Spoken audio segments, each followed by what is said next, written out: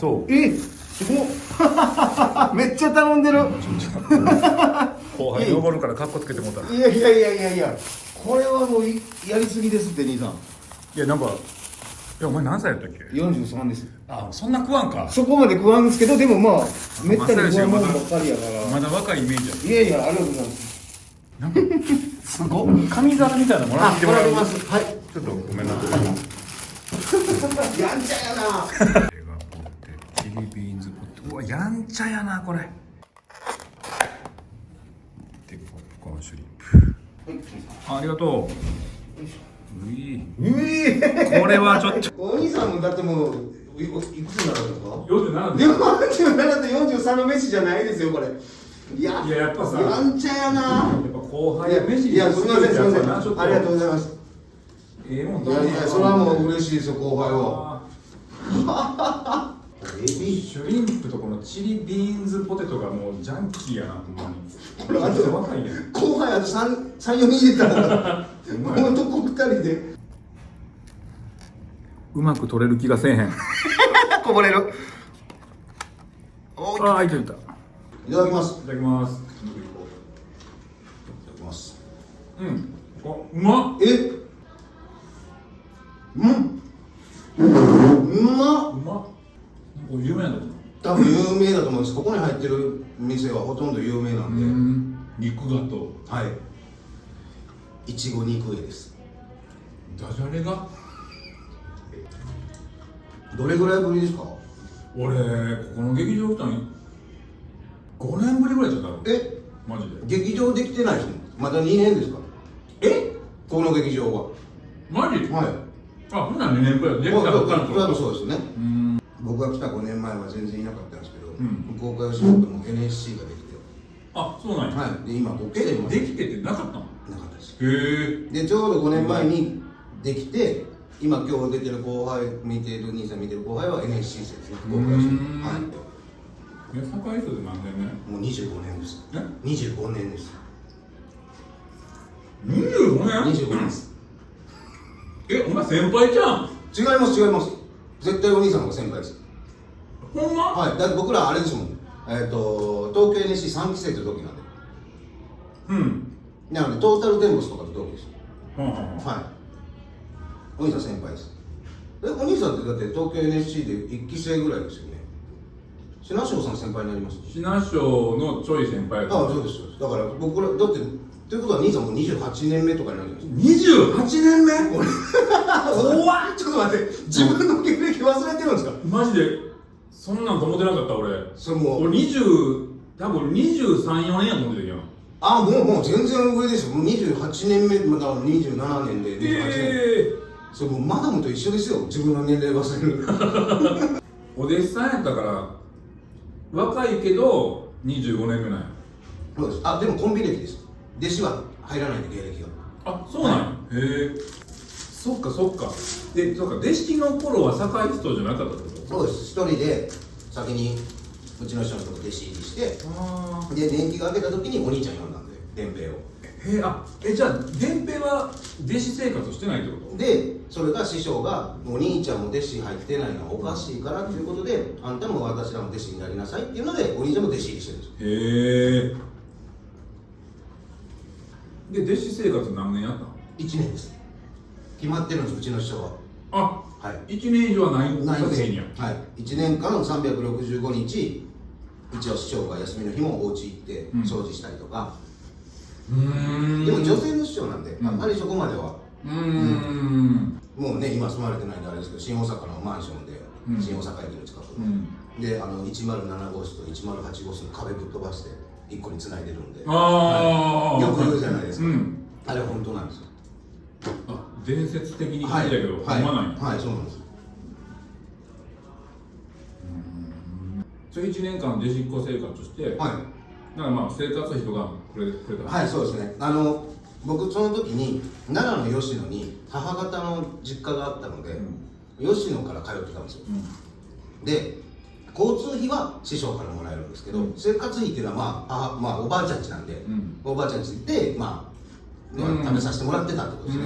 で、17歳ぐらいだったんでバイトもできなかったんで、本当にその通ってお金もらって回数券買って近鉄ので通ってます。でまた吉野なんでもうお兄さんも多分土地勘分かるじゃないですか、めちゃくちゃ遠いじゃないですか。しかも特急も乗れないんで急行なんで、山の中の方やもんな、なので終電が阿部野橋が10時20分なんですよ、でも師匠飲んでたらもう間に合わなくなるんで、もういつも師匠が飲みに行っての時にはもうさっきすいません明日もお願いしますって帰ってどっちにしても阿部野から吉野着くのがもう24時回ってるんで。へえ。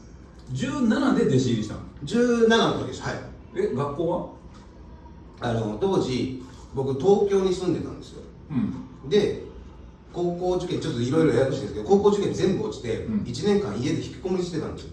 でどうしようってなって1年間引きこもったんですけど、ちっちゃい時から吉本興業にずっと入りたかったんですよ、もうお笑いが好きだったんですよ、母親も父親も大阪なんで、だから普通に吉本興業に入りたいっていう夢があったからもう1年間迷ってたんですけど、もうこれは学校のお金払わすのは母親に申し訳ないから、もう弟子入りしようと思って、もうすぐ母親に言って、でまあ向こうは母親のおばあちゃんにも言って、済ましてくださいっていうので言ったんですけど、なので本当に全く分からない状態で MGK 見に行って、すごいよな。あの時はもう本当にもう若いっていうことです。本当にそれで行ったのは怖いやん。怖いです。俺17なんかで、はい、弟子入りに飛び込んでいくって、はい、ちょっともう怖すぎるわ、すごいなお前。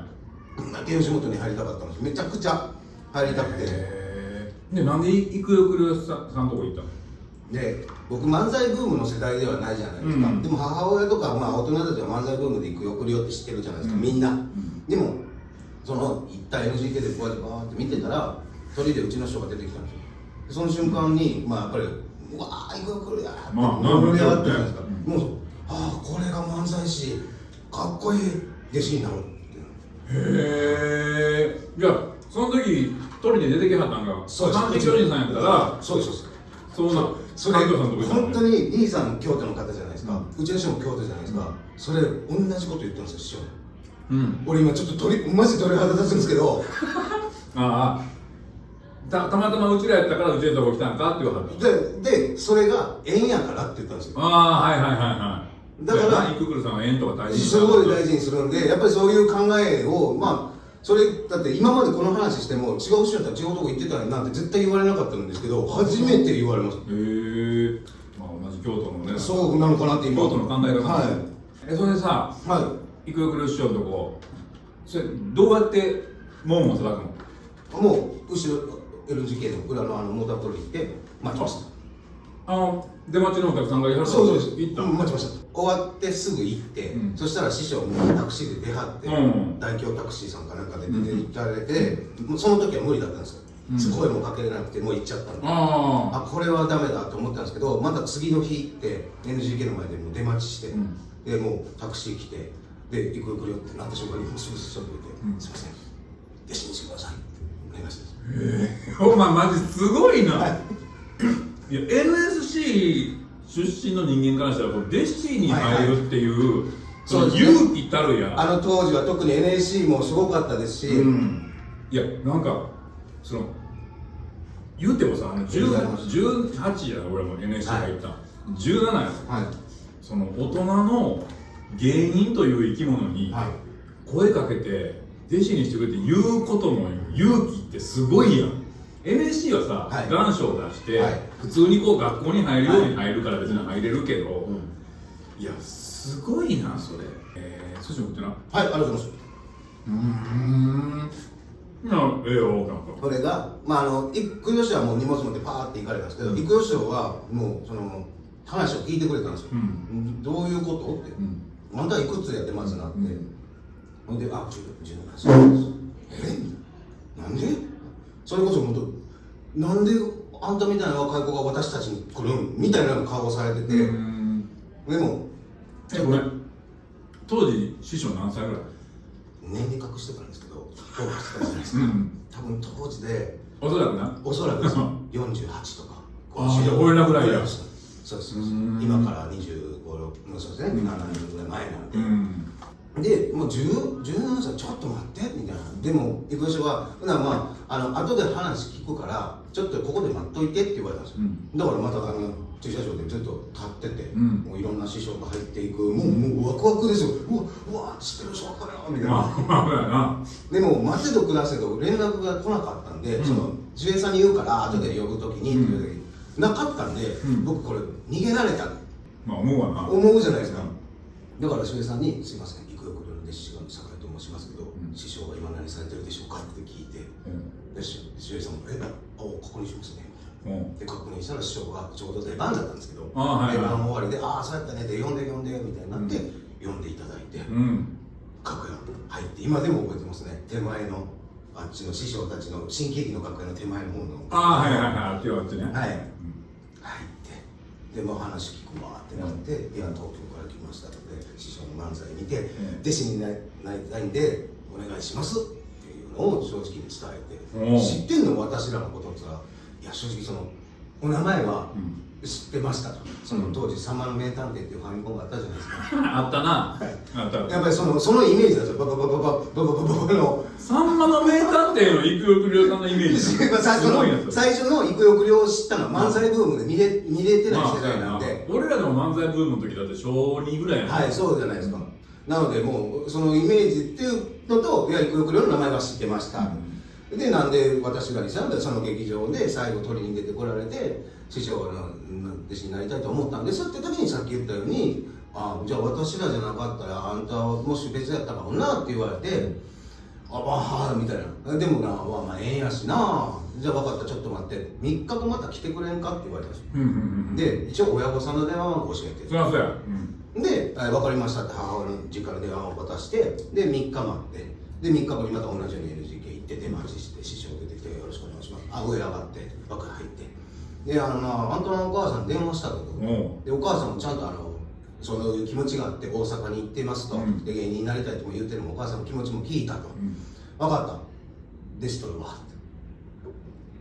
って。その時にはもう育欲量師匠にはお弟子さんいたの？ちょうど兄弟子がいたんですよ。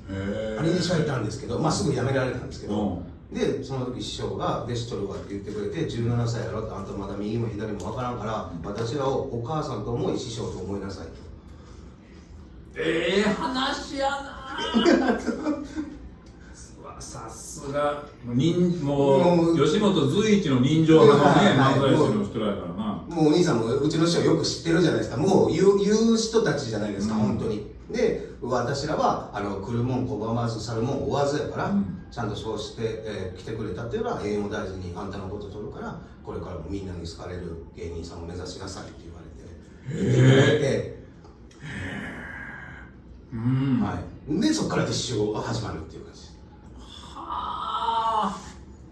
す。話ちょっとすみません、なんかそんなつもりじゃなくてありがとうございます。話やな。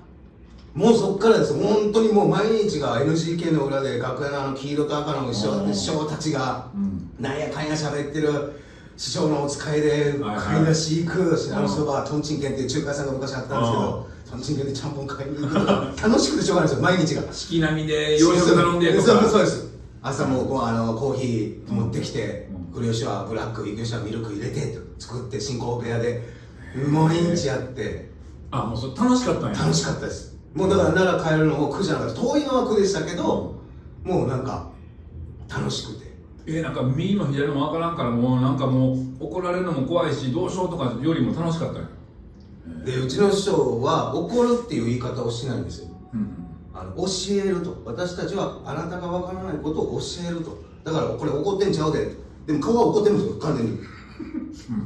怒ってるんですけど、僕はもうはいもうやっぱり17歳とかだともうなんかそれが芸として正しいことだって思うので、やっぱりこれは怒られてんじゃなくて教えられてる。今も思います。楽屋のルールとか分からないじゃないですか。先輩が神さんに座るとか、でうちの人に関しては3歩先読みなさいっていう師匠なので、この人がタバコ吸う人だったらまず灰皿があるかどうか確認、そこの近くにライターがもしなかった場合、先にライター持っとくとか、一歩二歩先に読めるようになりなさいっていうのでいっぱい教えていただいたので、だからそのお兄さんがシンプルアホなんだったのが、そういう芸をその時に師匠に教えていただいたので、だからこんなちゃんとしたこういう見えるですよ。まあ根はシンプルアホですけど。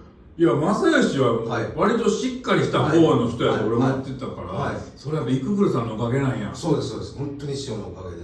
またお二人がもう誰よりも気使う人や。はい、いただきます。あ、これ言っていいですか？言っていって、結構俺腹いっぱい。これこのシュリンプ食いすぎてんねん。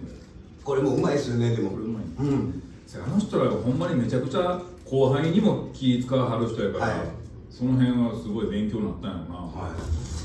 NSC 出身の人と、まあ、弟子っ子さんって、まああるやん。まあもう今とだったら NSC 出身の人が圧倒的に多いけど、お弟子さんとかってその NSC の人のことをどう思ってた？なんかなんやろな、NSC の人のお弟子さんって割とどう接していいのか分からへんというか、あまりにも出が違いすぎてさ、なんか分からへんかったけど、どう思ってた？どう思ってた？もう憧れでしたよ、僕は。なんか敵みたいな感じないの？なかったです。逆に敵って思われてるんだろうなと思ってました。言うたら金も払わんとね、師匠の弟子なだけであって吉本の人間ではないじゃないですか。でやっぱりそのお弟子さんっていう文化もあまりわからない世代になってくるじゃないですか。もうだから多分まあ嫌われてるというか壁作られてるんやろうなと思ってました、僕はずっと。あれなんなんやろな、なんか割とお弟子さん出身と NSC 出身だとなんかあるやん。ありますあります。あれなんなんやろな、多分ですけど、当時やっぱりみんな尖ってるじゃないですか、いい意味でも。やっぱりその道が同じ方向は向いてるけど道は違うんだぞっていうので示しつけさせてたのかなとか。NSC 出身で若手の劇場からオーディションからバーってやってる人らはなんかまあなんつうかな、まあ、今っぽいというか、でお弟子さんはちゃんと基礎から多分師匠に教えてもらうのか、師匠のを盗むのか、でちゃんと伝統的な漫才とかネタとかをやるみたいな、いや別に実際はさ別にそんなこともないのよ、別におのおのそれはおのおのやねんけど、なんかイメージそんな感じだね。そうですね、本当そうだと思います。それやっぱお弟子さん側もそういうふうに思ってた。思ってました。なんかやる笑い違うなとか思ってた。それも思いました。なんかだから師匠が正しいじゃないですか、僕らは。その師匠の笑いを目指すっていう気持ちと、やっぱり NSC 生の皆さんっていうのは自分の笑いをするっていう、だから何か違うんだろうなっていうのは感じてます、ずっと。でも今となったら関係ないし、もちろん自分も行くよ送るよというものはありますけど、やっぱり発想とかは全部自分にしなきゃいけないので、でもやっぱりそうなっちゃうんですよ。師匠の僕それで録音してたんですよ、ずっと師匠のネタを。でそれを聞きながら奈良まで帰るっていうのを毎日してたんで。お前偉い弟子やな。でも当時のお弟子さんもみんなそうやってると思います。いまだに少々の翔平さんに関してはご自身でまだ自分たちのネタで録音されてると思います。すごいな。少々さんもお弟子さんなので、なんかそういう頭になっちゃうんですよね。もうやっぱり行くよ来るよとか暗挙師匠とかカオスボタン師匠とかっていう師匠たちの笑いの取り方とか間の感じとかにやっぱり体がこうなっていくというか。へえ。いや俺お弟子さん生活ちゃんと聞いたの初めてかもしれない。そうですね。だから多分今もう残ってるお弟子さんがそうやんな、もういないと言ってもいいぐらいなので、だって俺らが芸人始めた頃ですら、もうちょっとお弟子さんから始める人減ってきてたのに、もうほんまにどんどん減ってるよね。今誰やお弟子さん出身でシンクタンクさんとか、シンクタンクさんと、あと安友姉さんもまあそうね、安友さんはもちろんそうやな。あと僕らぐらいですかね。あれ、ティーアップさんも誰か。ティーアップさんもそうかもしれないですね、確か。誰かしらについてはる。ボンチ師匠じゃなかったっけ。ボンチさんかな。確か。はい。でもほんまそのぐらいやんな。一番若手で僕らぐらいかもしれないですね。俺らの頃、翼清とか。そうです。翼清さんもそうでしたね。あと本松せんべいさんっていう方。本松せんべいさんな。はい。とか。だからお弟子さんお弟子さんでそういうお弟子さんの芸人仲間で飲むんで、そうやねんな。そうですそうです。であそこなんかプライベートも交わらへんねんもんな。そうですそうです。でお弟子さんの芸人さんばっかりで集まってライブとかもやったりとかする。あんまないもんな、交流がね。ないんです。なんかハマグリ部門劇場みたいな、なんかそういうなんかちょっとね、玉姫殿かどっかで昔やってたライブとか、そういうなんていうんですかね、ライブには出てて、そっちのこう2丁目とかの方には出れなかったみたいな。あれさ、おかしない？おかしいと思います。僕も今思えば。だからな、たまにその俺らベース吉本とか若手の劇場でやってる時に、たまにこの誰やろな、誰あたりなんやろ、たまにそういうお弟子さん出身の人がベースとかに来るというか、ベースの芸人になるパターンがたまにあるのよ、その時になんか、わ、弟子の人やっていう、なんかそうその雰囲気です。わかります。違和感がなんかちょっと違うんですよね。でもあれおかしいよな、本来別に師匠がいたって別に普通に若手の劇場に出てたらそうなんですよ。でだけの話じゃないけど、僕当時のマネージャーさんに言われた言葉で、ああそういうことかって思ったのは、郁尾栗代は吉本の芸人やけど君は弟子やから芸人ちゃうからねって言われたんですよ。だから師匠が取ってる弟子なだけであって、っていうふうに言われてもね、やっぱり兄さんがじゃあ NSC っていう学校卒業されてるから吉本の芸人じゃないですか、だからそういう芸人さんはちゃんとそういう舞台があるけど、やっぱりこういう弟子上がったけどどうすんのみたいな人たちが多かったから、じゃあちょっとこういうところでライブやるような場所を作ろうかなっていうので多分できてると思うんですよね。でもベース吉本の人ってさ、みんな、まあ、NSC 卒業した人も、みんな他のNSC 行ってない、一般参加の人たちと一緒にオーディションから入るわけやから、その辺の人らで、そのオーディションから受けようかっていう人はおらへん。いなかったですね。そこはそうか、そこは受けへんねんな。そうみたいですね。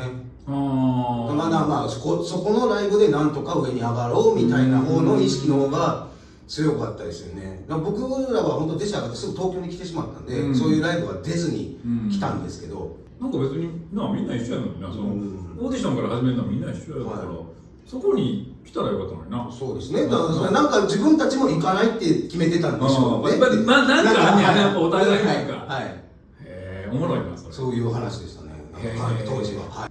そのベースが終わって梅田花月になって、梅田花月の時に多分小松せんべいさん、そうですね、翼清とか世代になりましたもんね。だから僕師匠が3ヶ月間お芝居でいない時に梅田花月の進行をやってたんですよ。めくりって次出てくる。だからその時になんか小松せんべいさんとか椿屋さんとかがなんかお兄さんたちと NSC 生さんと喋ってるのを見たら、なんとなくだけどここはいい場所なんだみたいな。NGK は違うけどここはいい場所なんだとか。